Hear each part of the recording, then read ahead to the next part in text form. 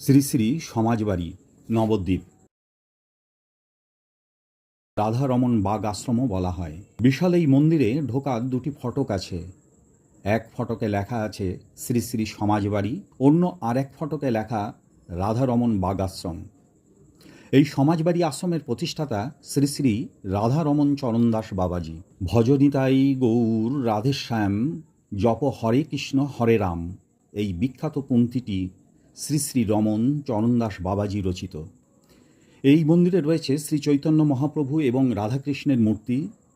জনশ্রুতি আছে নবদ্বীপের যত সারমেয় ছিল তাদেরকে নিমন্ত্রণ করে প্রসাদ খাইয়েছিলেন শ্রী শ্রী রাধারমণ চরণদাস বাবাজি। রয়েছে থাকার সুব্যবস্থা।